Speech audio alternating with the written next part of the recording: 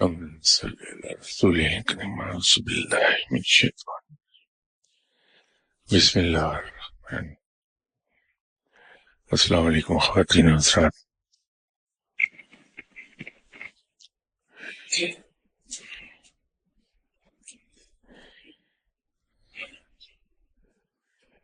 رب تعالیٰ نے انسان کو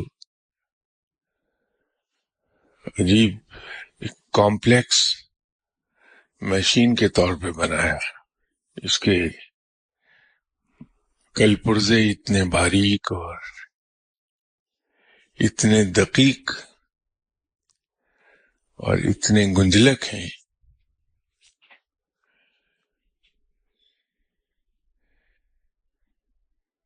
کہ انسان اپنے آپ کو جتنا جی چاہے ٹرین کر لے، کسی بھی ڈگری تک ٹرین کر لے، لیکن کہیں نہ کہیں کچھ چیزیں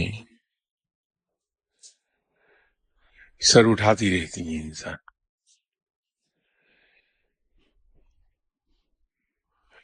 روحانیت میں ایک ٹرم یوز ہوتی ہے انقباض.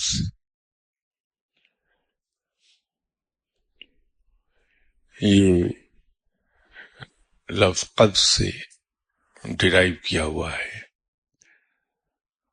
اور روحانیت میں اس سے مراد یہ لی جاتی ہے کہ جب روحانی کیفیات جامد ہو جائیں وقتی طور پر ہوتی رہتی، اور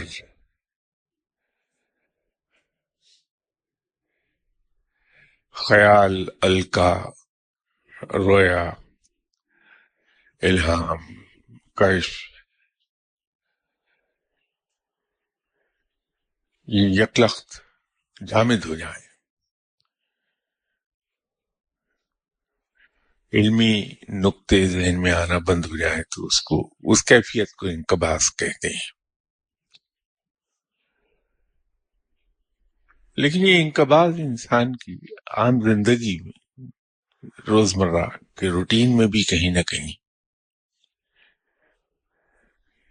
اس سے واسطہ پڑ جاتا ہے کہ انسان بعض اوقات ایسی ذہنی کیفیت میں چلا جاتا ہے جہاں وہ کوئی ذہنی ورزش کرنا نہیں چاہتا، اگرچہ یہ کیفیت بہت کم ہوتی ہے. اس کے بارے میں مولانا روم نے فرمایا تھا کہ درویش کے اندر آب حیات بہتا ہے، درویش پر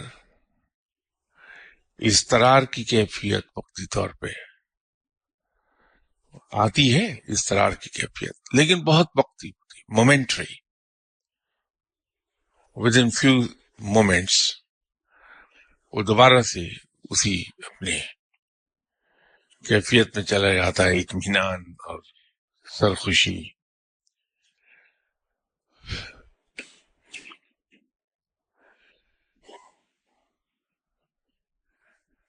تو آج معلوم نہیں، میں بڑے عرصے کے بعد ذہنی طور پر ایسی کیفیت میں آیا کہ ذہنی ورزش کو یہ دل نہیں چاہ رہا تھا. تو میں گھر سے راستے میں آتے آتے یہ سوچتا آیا کہ میں آج آپ حضرات سے ریکویسٹ کروں گا کہ آپ سوال جو کرنا چاہیں کر لیجئے، اور یہ ضروری نہیں کہ وہ سوال صرف روحانیت سے متعلق ہو، دین سے متعلق ہو. جیسے سوال کرنا چاہیں کر لیجئے، میں حاضر ہوں، کوشش کروں گا جواب دے دوں. لیکن شرط یہ ہے کہ سوال کوئی زیادہ مشکل اور علمی نہ ہو، کیونکہ میں ان پڑھ آدمی ہوں.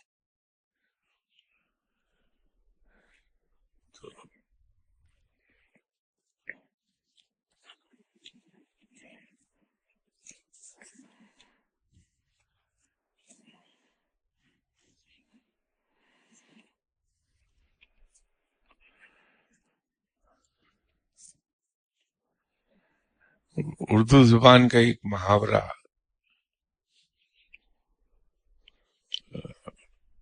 سنا ہوگا کہ موسیٰ ڈرا موت سے، موت سامنے کھڑی. میں جتنا اس بات سے گھبراتا ہوں کہ ہم اپنے دنیاوی مسائل اور دنیاوی مشکلات کو بجائے تسبیحات سے اور وظائف سے حل کرنے کے اس طریقے سے حل کریں جس طریقے سے انسان رب تعالیٰ ایک مسلمان اور مومن سے توقع رکھتا ہے. ٹھیک ہے، رب تعالیٰ تو مسلمان اور مومن سے اس بات کی توقع رکھتا ہے کہ وہ ہر وقت مجاہدوں کی طرح کمر کس کے رکھے گا اپنے عملی جد و جہد کے لیے. تو اکثر بیشتر اخبار میں پڑھنے میں آتا ہے، ٹی وی پر بھی سننے میں آتا ہے، جو ہمارے لیڈر حضرات ہیں وہ ایک جملہ بکثرت استعمال کرتے ہیں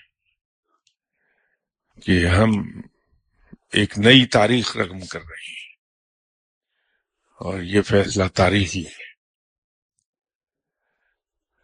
تو نئی تاریخ تو رقم ہوتی بھی دکھائی دیتی ہے آپ کو بھی مجھے بھی، کہ رب کہتا ہے کہ ہر انسان کو وہی کچھ ملتا ہے جس کے لیے وہ کوشش کرتا ہے. ہم کہتے ہیں ہر انسان کو وہی کچھ ملتا ہے جس کے لیے وظیفہ کرتا ہے. پوری دنیا میں جہاں لیفٹ ہینڈ ڈرائیو ہے جیسے ہمارے یہاں ہے، تو داہنی طرف سے آنے والی ٹریفک کا رائٹ آف وے ہوتا ہے. ہم اپنے ملک میں ایک نئی تاریخ رقم کر رہے ہیں کہ لیفٹ سے آنے والوں کو رائٹ آف وے کر دیا ہے.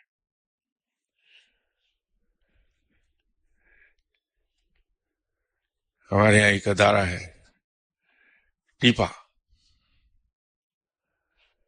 یہ ٹریفک انجینئرنگ سے اس کا تعلق ہے.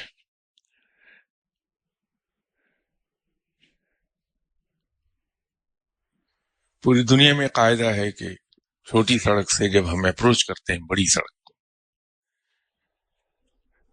تو رائٹ آف وے بڑی سڑک کو استعمال کرنے والوں کا ہوتا ہے، اور اس میں بھی پریفرنس رائٹ سے آنے والی ٹریفک کی ہے.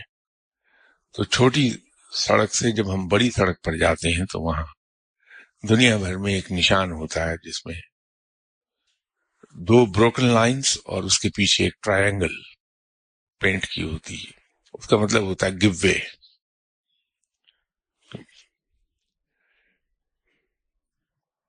ہم نے اسپیڈ بریکرز مین روڈ پہ بنائے، چھوٹی سڑک والوں کو رائٹ آف وے دے دیا.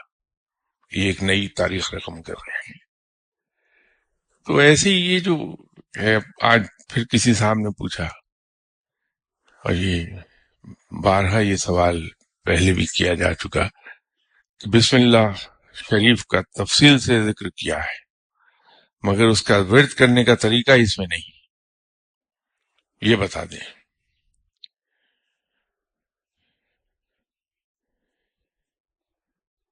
بھائی بات یہ ہے کہ اس کی تعداد اور اس کا وقت یہ مین ٹو مین ویری کر جاتا ہے. اگر آپ نے اس پہ اپنا نام تحریر کیا ہوتا تو آپ کا نام میں پڑھتا تو نہیں، کیونکہ میں کبھی کسی کا نام پڑھتا نہیں تاکہ پرائیویسی کمپرومائز نہ ہو کسی کی، لیکن میں آپ کے نام سے دعا کر کے آپ کو بتا دیتا کہ آپ اس تعداد میں پڑھ لیجئے اور اس وقت پڑھ لیجئے. تو آئندہ اتوار کو آپ اپنا اس میں مبارک لکھ دیں، میں اس کے حساب سے آپ کو جواب دے دوں گا. ایک اور سوال ہے، وہ بھی وظائفی سے متعلق ہے کہ آپ نے مختلف وظائف اور عبادات کا اپنی کتاب میں ذکر کیا ہے. نماز مغرب کے بعد 4 نوافل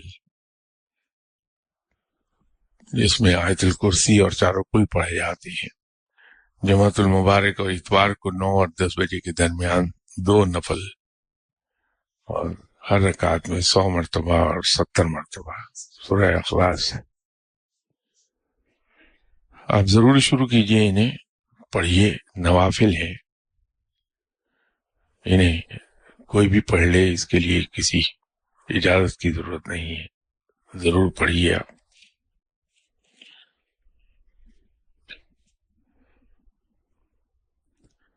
ایک کسی صاحب نے یہ فرمایا کہ آپ نے کہا کہ ایک ہاتھ میں دین اور دوسرے ہاتھ میں دنیا کو لے کر چلنا چاہیے.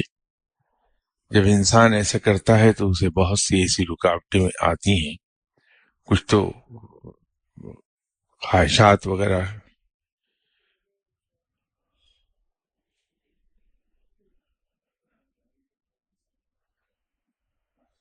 کیا سوال کرنا چاہ رہے ہیں؟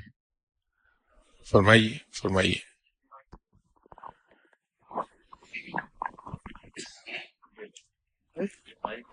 نہیں، میں تو انہوں نے لکھا دینا چاہتا ہوں. ٹھیک ہے.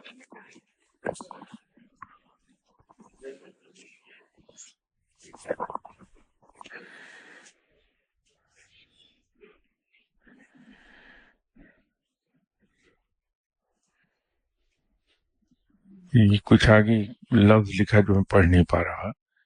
کیا جانے کہ دین اور دنیا کے معاملات میں ہم کمزور نہ ہوں، مضبوط ہوتے جائیں. کچھ اس کو بھی تفصیل سے بیان کر دیں. ایک چیز یاد رکھیے کہ، اور آپ کا تجربہ ہے کہ دنیا میں جس چیز کا انعام جتنا بڑا ہے اس کے لیے اتنی ہی محنت زیادہ کرنا پڑتی ہے، اتنی ہی جدوجہد زیادہ ہے. اگر ہم رب کے پسندیدہ بندوں میں شامل ہونا چاہتے ہیں تو اس کے لیے اتنی ہی زیادہ محنت اور اتنی ہی قربانی کرنا پڑتی ہے. نفسانی خواہشات کی، نفس کی مخالفت اتنی ہی زیادہ کرنی پڑے گی.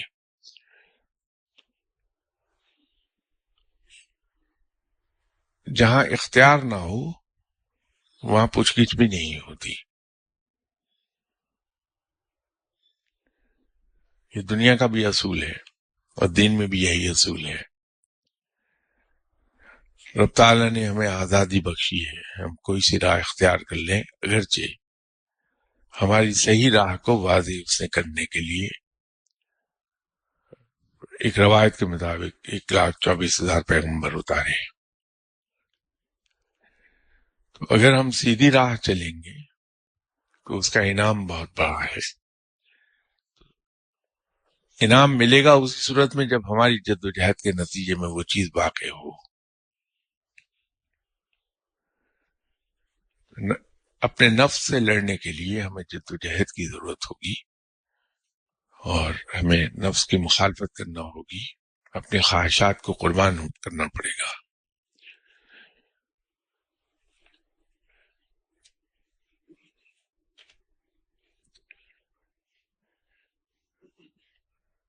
اب اس کے انسان مضبوط ہو جائے اور کمزور نہ رہے، اس کا تو ایک ہی حل میرے ذہن میں ہے کہ انسان بھرپور کوشش کرے اور رب تعالیٰ سے توفیق مانگتا رہے اور ان کوششوں کی قبولیت کی دعا کرتا رہے. تو رب تعالیٰ توفیق بھی بخش دیتا ہے اور تھوڑی سی محنت کو قبول فرما کے اس کا اجر بھی زیادہ دے دیتا ہے. تو اللہ تعالیٰ ہمیں مضبوط کرتا چلا جائے گا اگر یہ راہ اختیار کر لیں.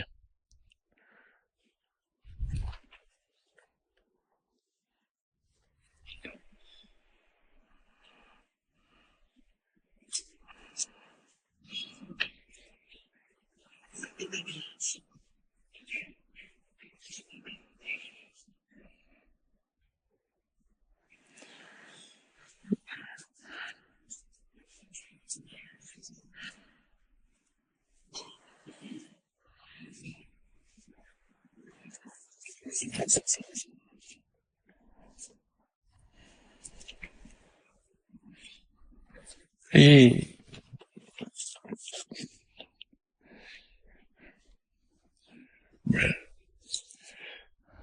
وہاں ذاتی معاملہ ہے آپ کا، اور میں کبھی نہیں چاہوں گا کہ اپنے کسی بھائی کی ذاتی بات اور ان کا ذاتی معاملہ میں اس طرح پبلکلی بیان کر دوں، اس لیے کہ یہ توہین ہے. میں اپنے کسی بھائی کی توہین نہیں کرنا چاہوں گا. یہ جو کچھ آپ نے لکھا میرے پاس ہے، اور انشاءاللہ تعالی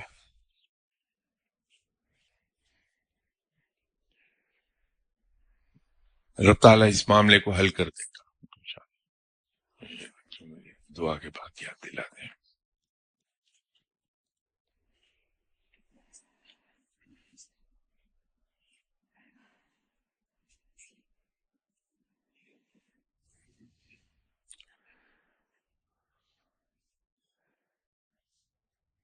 یہ سوال شاید مکمل پڑھنا اخلاقیات کے اعلیٰ اقدار کے مطابق نہ ہو تو میں اشارتاً آپ کو جواب دے دیتا ہوں کہ جی ہاں، وہ لازم ہو جائے گا.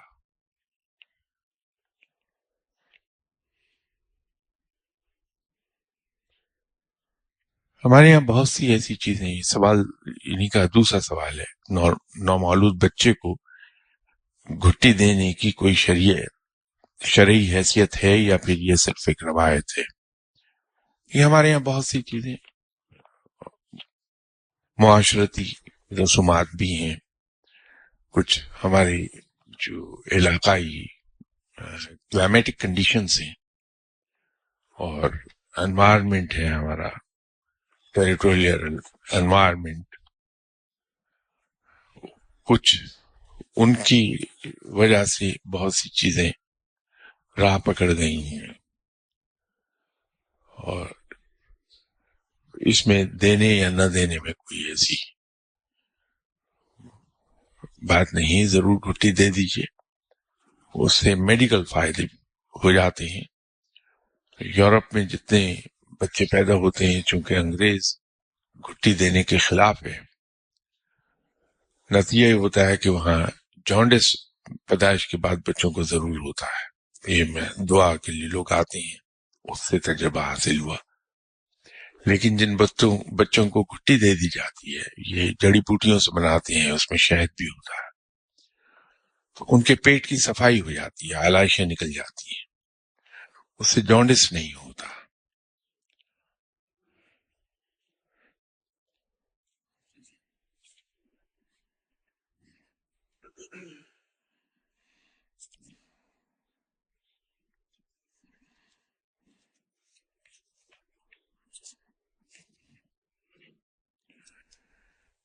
یہ کسی صاحب نے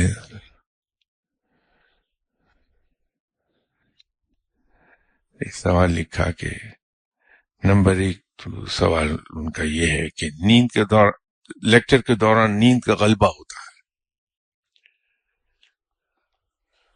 اس میں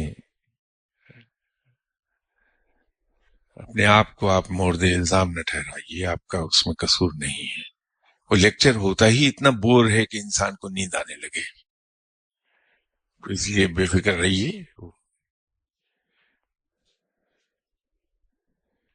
دوسرا سوال کہ میری شخصیت سے میری غلطیاں، کوتاہیاں اور کرتوت نہیں نکل رہے، جس سے کسی مقام پر نہیں پہنچ پا رہا، اس کے لیے دعا کر دیں.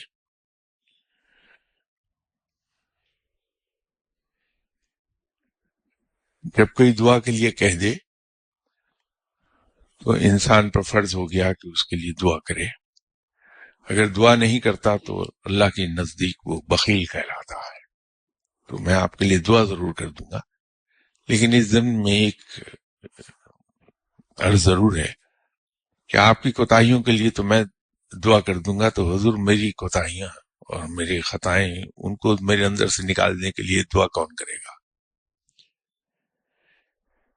اس کا ایک آسان ترین حل ہے.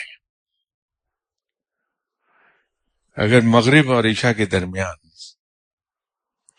آپ سورہ اخلاص کا ورد کرتے رہیں دل میں، یہ سب کے لیے نہیں ہے.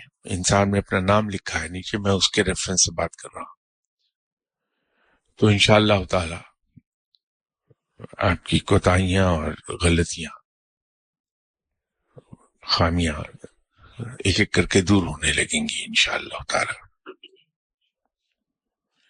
اس کا تو جواب میں دے چکا تھا.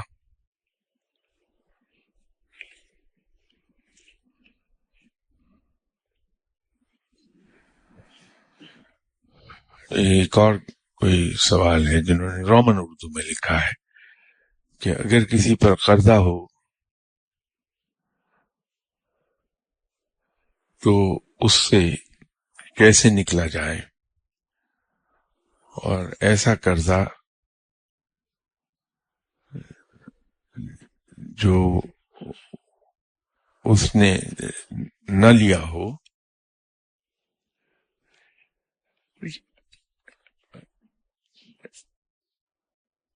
ابھی جب یہ سیشن ختم ہوگا آپ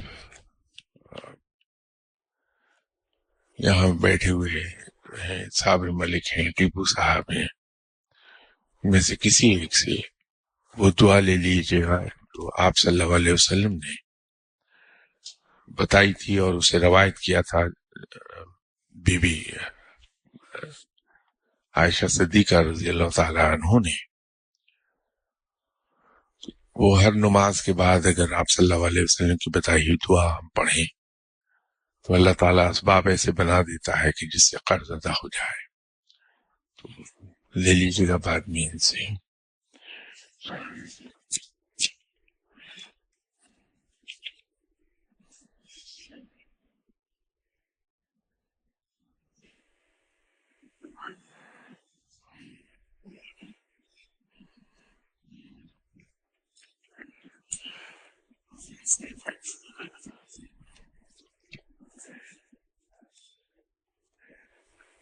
ستارے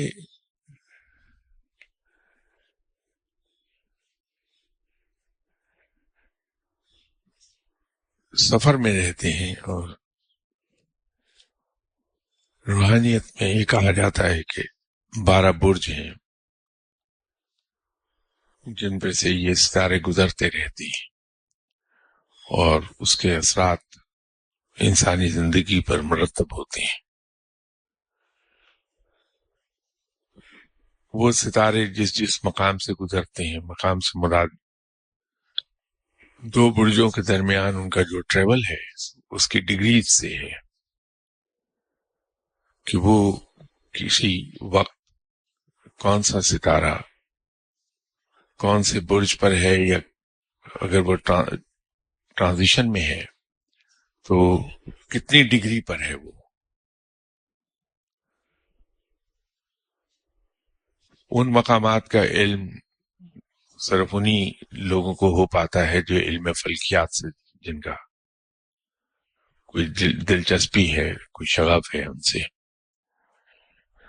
اس علم کو ریفر کیا ہوا ہے.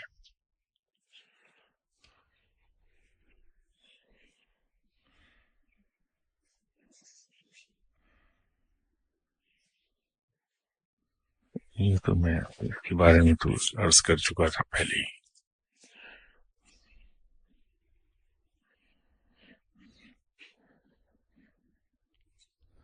کسی صاحب نے پوچھا ہے کہ کیا روحانیت یا تصوف یا اس طرح کی گہرائی میں جائے بغیر انسان دنیا اور آخرت بہترین سنوار سکتا ہے؟ میں تو ہمیشہ ایک بات عرض کرتا ہوں کہ مسلمانوں کو، بلکہ تمام بنی نوع انسان کو،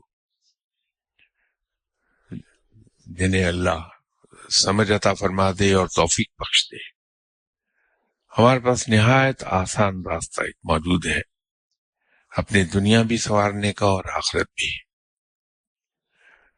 وہ ہے آپ صلی اللہ علیہ وسلم کی حیات طیبہ. کیونکہ ہم مسلمانوں کا تو ایمان ہے کہ آپ صلی اللہ علیہ وسلم کی حیات طیبہ، آپ کی عملی زندگی در حقیقت عملی تفسیر ہے قرآن پاک کی.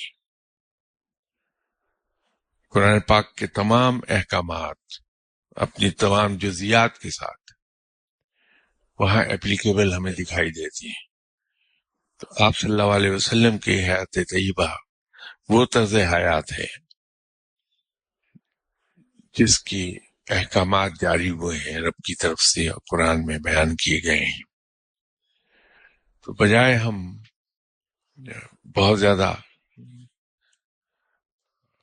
ریسرچ میں جانے کے اگر سیدھا سیدھا ایک کام کر لیں کہ ہم اتباع سنت کے پیچھے چلے جائیں،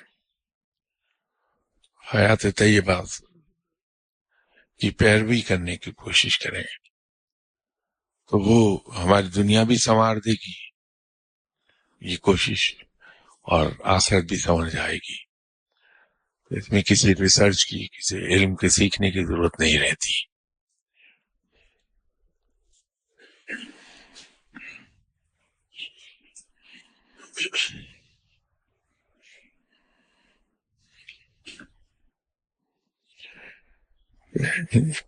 کسی صاحب نے یہ لکھا کہ علم بھی ہے، عمل بھی کرنا چاہتا ہوں، لیکن عمل محکم نہیں ہوتا. جیسے فجر کی نماز نہیں پڑھی جاتی، اس کے لیے کوئی مشورہ دے دیں. نہایت آسان کام ہے.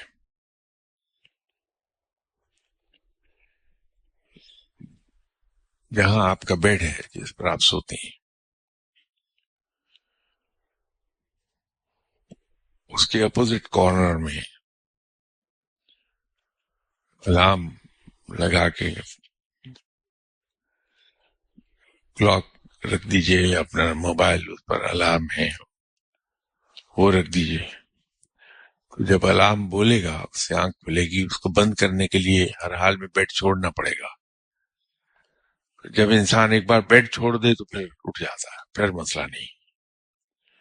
تو یہ کر لیجیے، بہت آسان ہے.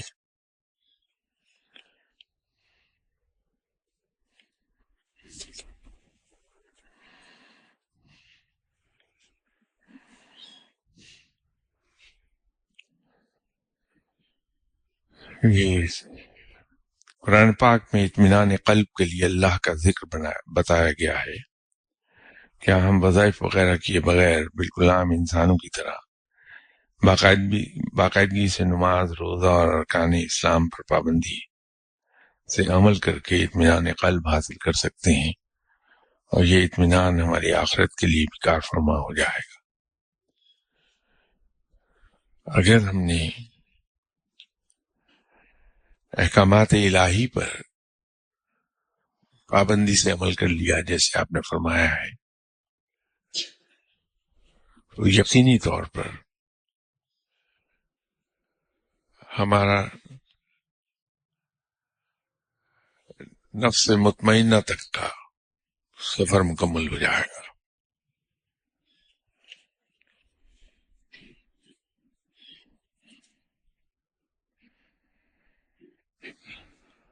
جناب حکم.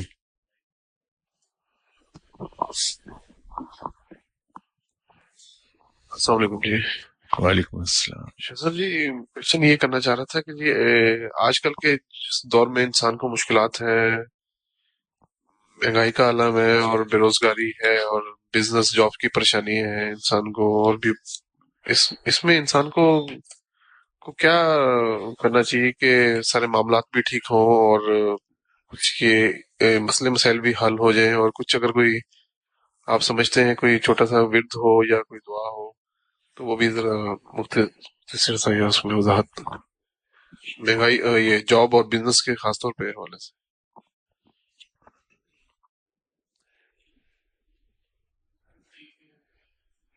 یہ مشکلات تو ہر دور میں رہی ہیں، بلکہ ہمیں تو پھر بہت سہولتیں حاصل ہیں.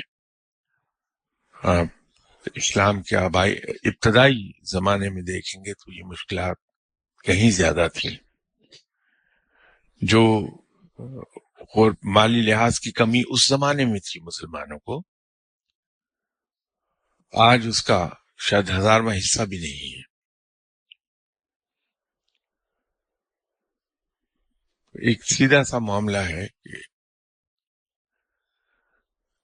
دیانت، سچائی، اگر اس کو ہم اختیار کر لیں تو خواہ وہ ملازمت ہو یا بزنس، رب تعالیٰ کامیابی ضرور عطا فرماتا ہے، اور اس کے ساتھ ہم عبادات کے بارے میں احکامات ہیں ان کی پیروی ہم کر لیں۔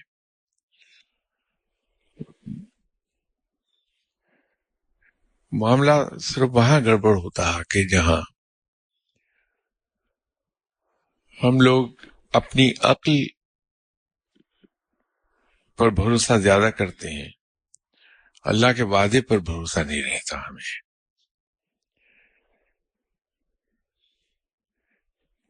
مسلمان سے توقع یہ ہے کہ وہ ذخیرہ اندوزی نہیں کرے گا،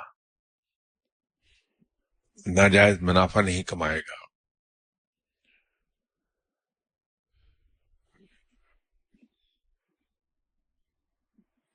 جو اس کی پروڈکٹ ہے اس کے نقص کو از خود کسٹمر کو بیان کر دے گا، تول پورا کرے گا۔ تو جب ہم اس کو اپنی عقل کی کسوٹی پہ پرکھتے ہیں تو پتہ یہ لگتا ہے، ہماری عقل ہمیں سجھاتی ہے کہ ہم اپنے کمپٹیٹر کو فیس نہیں کر پائیں گے جو بجلی چوری کرتا ہے، ٹیکس چوری کرتا ہے، ذخیرہ اندوزی کر لیتا ہے، مال کے نقص کو چھپا کر بیچ دیتا ہے۔ لیکن رب کے احکامات پر اگر بھروسہ ہے، آدمی اگر یہ سوچے کہ میں رب کی بات مانوں گا، بھلے بزنس میں نقصان ہو یا پروفٹ۔ تجربہ تو یہ ہوا کہ کچھ عرصے کے بعد ایسے انسان کی کمائی میں برکت بے پناہ ہوتی ہے بنسبت دوسرے لوگوں کے۔ تو ہم اللہ کے احکامات کی بات جب آئے تو اس وقت اپنی عقل پر بھروسہ نہ کریں، جو آواز اندر سے اٹھ رہی ہے اس کو ہم شٹ اپ کرا دیں اور اللہ کے احکامات پہ عمل کر لیں، تو اللہ تعالیٰ برکت دیتا ہے بزنس میں بھی اور ملازمت میں بھی۔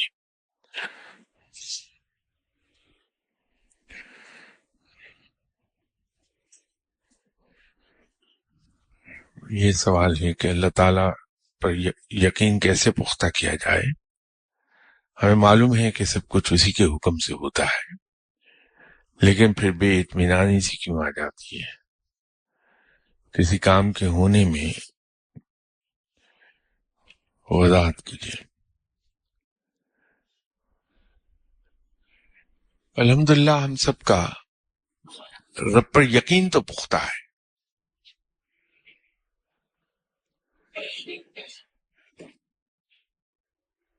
لیکن بھروسہ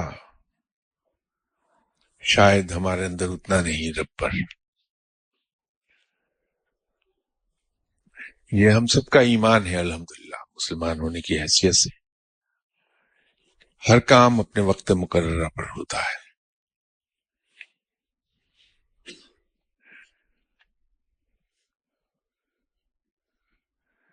ہمیں اس پر بھی پورا یقین ہے کہ رب تعالیٰ جو کچھ کرتا ہے وہ ہمارے مفاد میں ہوتا ہے۔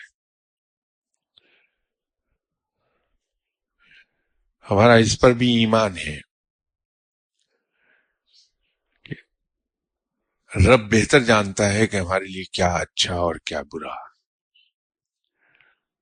الحمدللہ ایمان ہمارا بڑا پختہ ہے، یقین بڑا پختہ ہے،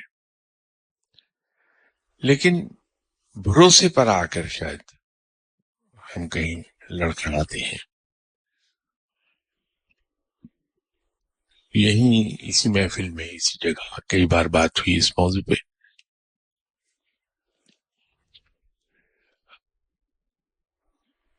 ہمیں اس پر تو یقین ہے کہ یہ فلاں خاتون ہماری والدہ ہیں، پورا یقین ہے،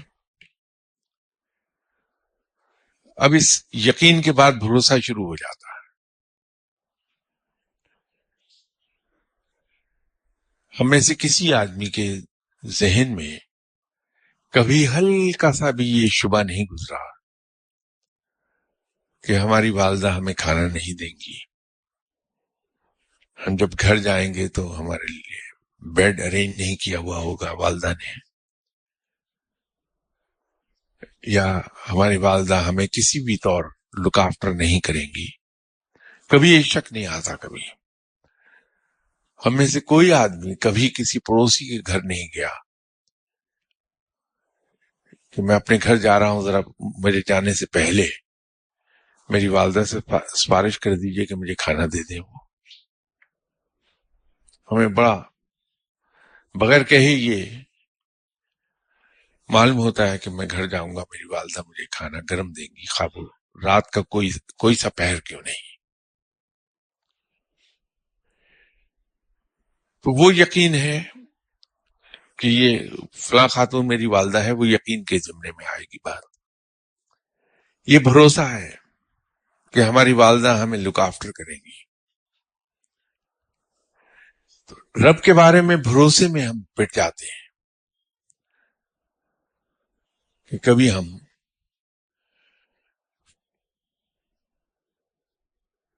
یہ چیز گارنٹیڈ نہیں لیتے. رب موجود ہے، وہ کرے گا. اور دوسری چیز یہ ہے کہ اگر ہمیں ایک بات کلیئر ہو جائے، جس انسان کو بھی ایک بات کلیئر ہو گئی اس کے مسائل حل ہو گئے کہ میرے ذمے کیا ڈیوٹی ہے، اور اس کے بعد پھر سب رب کا کام ہے. میرا وہ جو لائن ہے وہ جب سمجھ میں آ جائے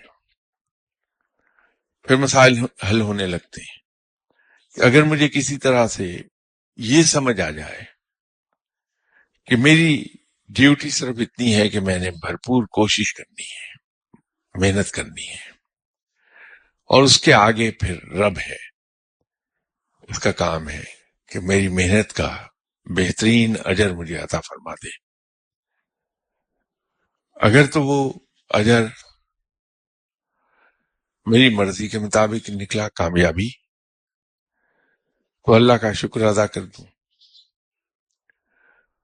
اور اگر میری توقعات کے برعکس اس کا نتیجہ نکلے اس محنت کا، اس جدوجہد کا، تو فوری طور پہ میرا وہ ایمان مجھے ڈگمگانے نہ دے کہ میرا رب بہتر جانتا ہے کہ میرے لیے کیا اچھا اور کیا برا. رب جو کرتا ہے وہ میرے بہترین مفاد میں ہے. تو میں اس ناکامی کو بھی ہنستے ہوئے اسمائلنگ فیس اس کو ایکسپٹ کر لوں. رب تعالیٰ کسی اور جگہ کمپنسیٹ کر دیتا. رب ہماری محنت اپنے ذمہ ادھار نہیں رکھتا ہے، بلکہ اس کو کئی گنا، اس کا اجر کئی گنا بڑھا کر ہمیں عطا فرما دیتا ہے. کسی ایسی چیز کے لیے میں نے کوشش کر لی جو میرے لیے فائدہ مند نہیں ہے، تو رب میری محنت کا وہاں تو مجھے اجر نہیں دے رہا، لیکن کسی اور مقام پر بغیر محنت کیے مجھے کچھ مل جائے گا. یہ ہم سب اگر اپنی زندگی پہ نظر ڈالیں تو جہاں بہت سے ایسے واقعات ہمیں ملیں گے زندگی میں کہ ہم نے محنت کی لیکن کامیابی نہیں آئی، وہیں بہت سے معاملات ایسے ہمیں ملیں گے جہاں ہم نے کوئی ایفرٹ نہیں کی، از خود کامیابی ہمیں مل گئی. وہ بھروسے کی بات ہے رب پر.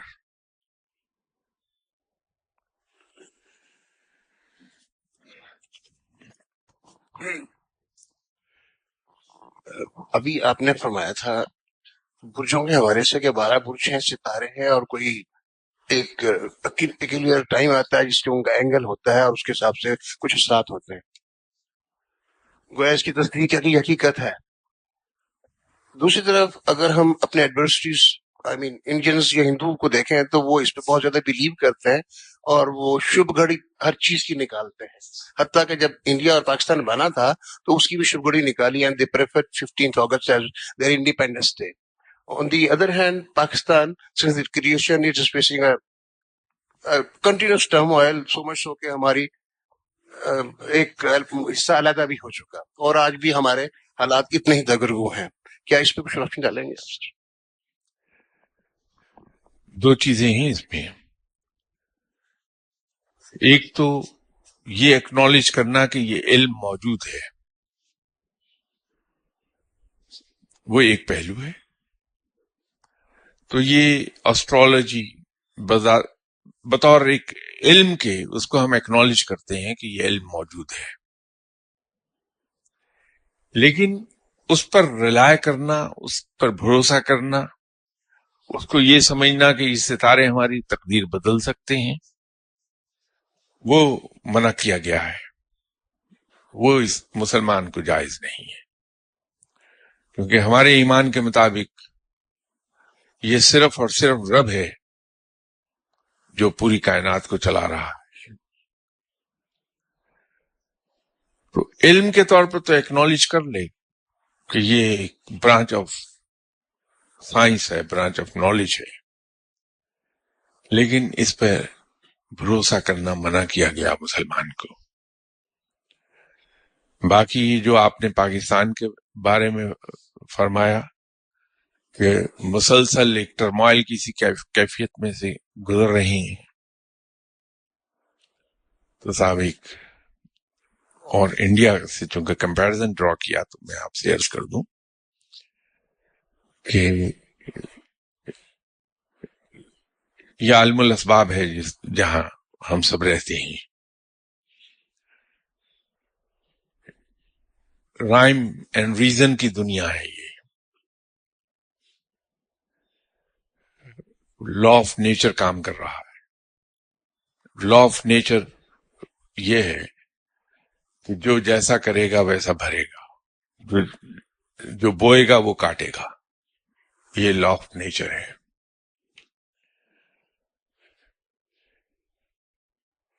ہم بطور قوم کے اپنے رویے دیکھ لیں اور بطور قوم کے ہندو کے رویے دیکھ لیں. میں ان کے مذہب کی بات نہیں کر رہا، میں رویوں کی بات کر رہا ہوں. ان کے رویے ہمارے لیے کتنے ہی معاندانہ کیوں نہیں، کتنی ہی بغض، کینہ اور دشمنی لیے ہوئے کیوں نہ ہوں، لیکن جہاں ان کی اپنی بات آتی ہے ان کے رویے کچھ اور ہیں. آپ نے اس پاکستان کا فرمایا کہ وہ ہم سے علیحدہ ہو گیا، اب بنگلہ دیش ہے. اس کا ایک مثبت پہلو بھی ہے.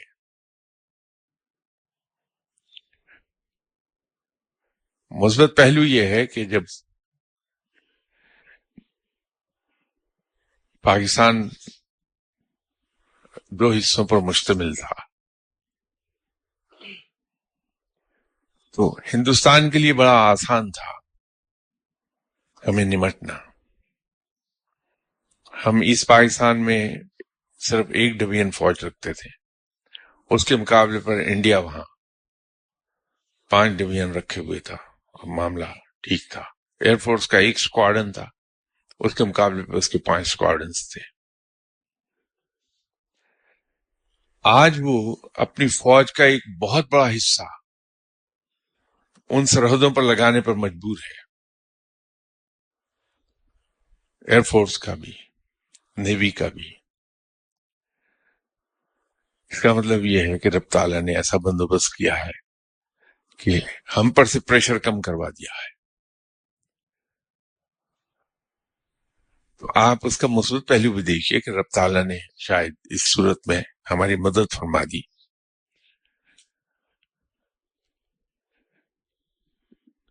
اس دنیا میں ستاروں کو الزام نہ دیجیے، تقدیر کو الزام مت دیجیے. الزام خود ہم پر آتا ہے، مجھ پر آتا ہے، آپ پر آتا ہے کہ جو کچھ ہم بو رہے ہیں وہی کاٹ رہے ہیں.